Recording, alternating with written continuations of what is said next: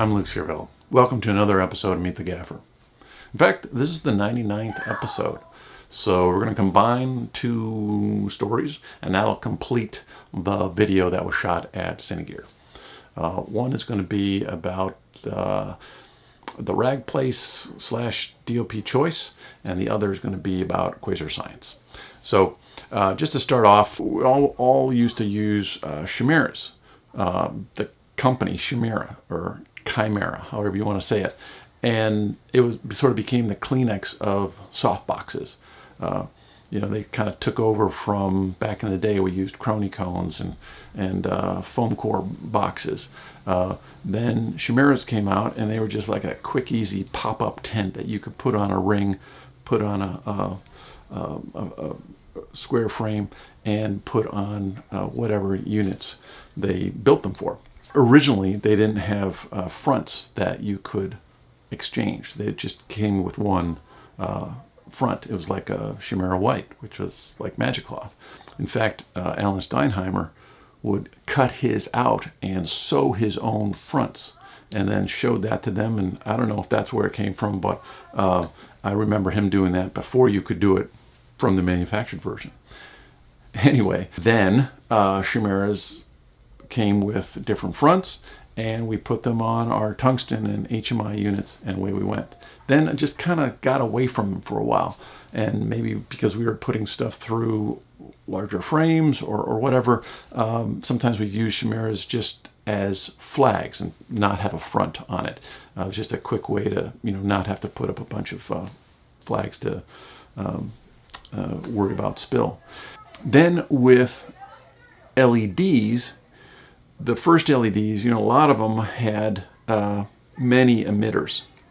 And so you had all these sources that you needed to soften. And so having another little soft box on that was really helpful.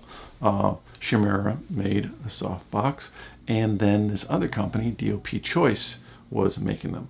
And the difference was with chimeras, you often had, the sort of pop-up tent thing. You had the separate spines, and then you put the spines ends into the ring or the frame or whatever it was. With the DoP Choice version, you had the exoskeleton, the spines were built into the box, and so there was nothing to lose. And it kind of fit on the actual unit, so you didn't have to have a separate ring. And sometimes it was a little more difficult to put on at first, but when you got used to it, it was great not to have those separate pieces that were either losable or breakable or what. So Chimera had a little run for its money. Now, it seems like even though a lot of LEDs have translucent fronts, they're already softened, it's still really handy to have another soft box on it, and in fact to have a soft crate, a way to break it up and keep the light controlled from the side view, so you don't see spill from that soft box. The DoP Choice version of that is the Snap Grid. So it's like Light Tools makes a soft grid, but the Snap version has a sort of exoskeleton-like frame incorporated in the outer frame of the soft grid, and that gives it some rigidity.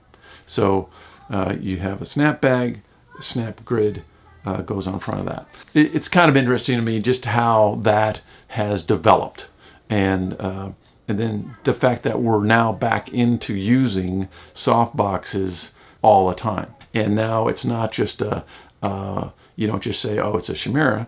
Now you may say, oh, it's a DoP Choice, or it's a snap bag. And that's like, it's come into the nomenclature of having, you're using different terms for the same basic concept. Something we've been doing forever. I got a chance to talk to the folks. There's the rag place, and then there's DoP Choice. DoP Choice is like the design, And rag place is kind of like the build. So design build, you've got a German design and you've got the Americans putting it together. And so I spoke with Jordan Gerritsen, East Coast, and Michelle Nishimura, West Coast, and then I also met Stefan Karl from DoP Choice. Here, Jordan is giving us a little overview of the rabbit ears. So it's a frame with kind of rabbit ears top and bottom, and it's using that instead of having the internal exoskeleton like you're sort of used to with DoP Choice. Here it's sort of going back to that Chimera idea of having the pup tent with the spines. So you have to get those spines into the rabbit ears. And I guess we kind of went over it in another video when we were talking about the Octabank. But here Jordan talks about how this rabbit ears can work on a lot of different units. So check it out. Snap bags are a softbox built for your LED light specifically, and what we've done is introduced a universal mounting system that will allow you to put a number of our different snap bags onto your favorite LED fixtures. And what we've really sought to do here is make a cost-effective solution for owner-operators to have a softbox for any of their favorite light panels. And it starts with this. This is the rabbit ears. It is a universal mounting system that allows you to slip in and out the snap bag of your choice to fit on the LED of your choice. Right now we have the cream source Doppio, but this frame also fits on the Area 60, it fits on the Gemini, it fits on the standard 410 from Cineo, it fits on the Velvet Power 2, and the list goes on and on. What makes it so special is the adjustability. If you look on the back, we've got 4 simple screws here. If it doesn't fit in your LED the way it sits now, I bet you it will in about a minute and a half. You loosen the screws, slide in the rails, and you're ready to go. You pop it back in. The best part about this is that once you're into the rabbit ear system, you have 5 different choices of snap bags that you can put on there. We've got a 3-foot lantern, we've got 3 octabanks in 3 foot, 5 foot, and 7 foot, and we have a medium snap bag here. On top of that, we also have a smaller set of rabbit ears for your 1x1 form factor LEDs, the S30s, the Area 48 soft lights, the Astros are a popular one, and the cream source minis as well. And this rabbit ear set works exactly the same as the one we just looked at. It allows you to use the same set of snap bags on these lamps. It's also adjustable in the back, so you can make it fit any of your favorite 1x1 LEDs. Here's the newest member of our rabbit ears family. It's the double Astra bracket. Allows you to put 2 of your light panel Astras onto the same bracket with a quick mounting system. You simply twist and lock it into place. It all mounts from a single point, which gives you flexibility for your pan and tilt, and it works with all the snap bags in our rabbit ear family. Check out our website. It's theragplace.com in North America and dopchoice.com in Europe. We have a product finder on there where you can look for your specific LED fixture and see which snap bag products fit with that. We're constantly incorporating new manufacturers into our lineup and creating new snap bags, so check back frequently. Thanks for watching. Now, here's Jay Yowler giving us kind of an overview of what's available in single tubes from Quasar Science. Hi, I'm Jay Yowler. I'm one of the owners of Quasar Science. I have 4 other partners. Combined here at Quasar, we have over 120 years of lighting experience on set. We kind of know what people want, what they need in terms of what works on set. We try to make things so you can easily rig a light, use the light in many different fashions, from dimmability to clean color as well, flicker free. We started out with the crossfade tubes. These of course have very good dimmability, and you can crossfade these from 2000 degrees Kelvin all the way up to 6000 degrees Kelvin. Very clean color on all of those, clean diodes. And that's basically our crossfade tube. Probably don't need to go into a whole lot of that. We also offer this size tube. These are single color. They're only 32 watts per tube. They're much cheaper. You could pretty much purchase 2 of these for the price of one of our crossfade tubes. Good dimmability, good color, single color. That then moves us over to our battery tubes, our Q-Lion tubes. These come in 7-inch, 1 foot, 2 foot. You can get the baby pin adapter for them, 3/8, so you can easily grab them or not. They have built-in magnets, so you can stick them to anything that's metal. They have 5 light levels, 100%, 75, 50, 25, and 10%. Again, high CRI, good clean color. You press and hold it, and it'll change from one color to the next, so you can go daylight and tungsten, the same 5 levels. Easy to use, hide them in places on set, really helps a lot. And then that moves us over to our rainbow tubes. These are our new product.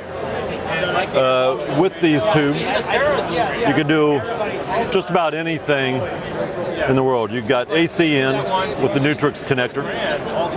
This is a European type connector that we have adopted. You can pretty much hang it from that if you had to. Built-in switch as well. In addition to AC, you can go DC on it with this, and I'll show you one of the batteries here in a minute. You could go clean color on this, as well as, let me dim it down a little bit here first, so you're probably blowing out your screen there. You go further, yeah. Okay, we'll go down to 3%, say. We'll go to saturation. It's 100% saturation right now. You can take that saturation out, and that takes you to clean color. Toggle back up, and you can go to color temp. It's at 6,000 right now, but just like our crossfade tube, you can go from 6,000 to 2,000 degrees Kelvin. What we also did with this tube was we added something we call invisible green. It'll keep your CCs at 0 in the curve. So anywhere from 2,000 to 6,000 degrees Kelvin, you have very, very clean color. Let's go back up to 6,000. And you can toggle, there's your saturation. Again, you can either saturate or desaturate. You can change your hue if you want. You can add plus or minus green to your clean color. So if you're shooting, say, in a restaurant or a grocery store, and you want to match the tubes to, say, cool white or warm white, you can add plus or minus green to get that exactly where you want it. We also have some effects built in. You toggle down to effects, then down to none. The first one you'll see is a rainbow effect. Kind of scrolls through all the saturated colors. We have a short circuit. Everybody wants a short circuit fluorescent, so this will mimic it, and you can add green to that if you want. And you can lengthen that, flicker, or shorten it as well. We have paparazzi. In Hollywood, that's a big thing.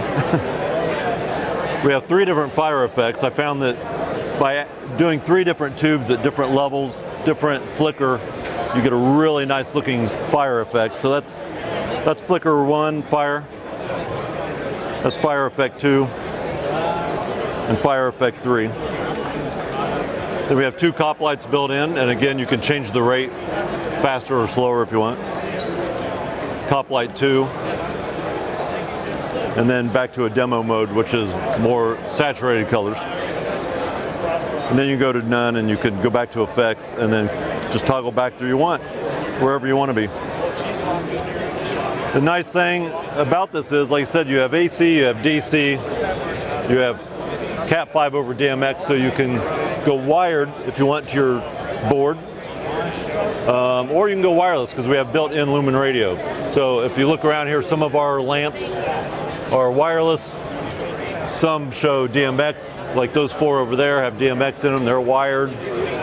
Those 4 2-footers there are all in one battery pack. That battery block will last 8 hours at high on those tubes. Or we have single batteries that you can snap to a tube and just walk around with. people who want to do an interview or something, they may want to change the color. They may just want one with just one battery on it and easily hand hold it. And that's kind of our line. We have all kinds of frame fixtures as well. The 2 foot is $475. The 4 foot is $599, and our 8 foot is $750 on those. So pretty good for what's packed into these things. I think we're the only company that packs everything into the tube. So it's not just a tube in a fixture, it becomes a fixture in itself. If you had one of our arrays like the 212 or the 412, you could pop one of those tubes out and use it elsewhere. The other thing we did too is we added what we call lead and follow. So you can, if you had, say, one of our 2 foot tubes and you had 5,000 of them rigged in a ceiling, you could program that 2 foot tube as your lead, program all those to follow, and whatever you make this tube do, the other would follow, and you can get some really cool effects from that. There's a lot of LED fixtures out there. A lot of them are to be seen on camera because they don't have the kind of output we have. Ours are actually designed to light things, light your subjects, light, you know, get the effects you want, actually be able to use it at a level that you may need to shoot at. They're not glass, so they're pretty durable. I wouldn't be hesitant to drop one on the floor and it's still used. Now, there is a lot of electronics in there. I'm not saying that they'll survive any fall from any height, but they're pretty durable, and we worked a long time on getting them that way as well. I designed a fixture in 1994. I was the gaffer on Dumb and Dumber, the first one, and it had 28 fluorescent tubes in it. It was called a BFL, and you could turn all of them on full, or you could go every other one half on, and you could dim it. It was a great light. I never liked fluorescence, even though I was building fixtures then that had fluorescence. I was not a fan of fixtures. I always knew that LEDs were going to be the way to go in the future. With fluorescence, they change color so quickly. They become very magenta. They become very green. You got to worry about how they're being used, if one's going to fall and break, and glass, and all those things that we all know about fluorescence now. So we're pretty happy with what we've come up with here. We pushed the envelope on intensity and how bright you can make them. That was always one of our things as well. We want them to be extremely bright, because the brighter you can make them, the softer you can make them, the more use you can have. And because you could dim these on board, you may not need them at full all the time, but when you need it, you need it. We actually showed these, our first prototype rainbow tube, last year at Cinegear, and we weren't really ready to ship them yet. It's really taken this long to ship them because along the way you find little certain problems, and rather than release them, you want to fix those problems so they are much more durable. You may have a component that's not working properly, it may heat up too much. That was an issue. We may not have the color exactly the way we want it, or the software. We've made it so they're pretty easy to use now. I think it's pretty understandable. Just about anyone can toggle through it a few times and figure it out and use them pretty quickly on set. So we're releasing them now. We have 2 foots in stock. 4 foots we have in, but the second we're getting them, they're going right out to the people who bought them. So there's a long queue of people who have pre-purchased them. So it's a road we've got to get those people caught up before you can actually come to our shop and just purchase one offhand. But it won't be long before everyone can get them. So that's it. Well, thanks for watching, and we'll see you soon for the 100th episode.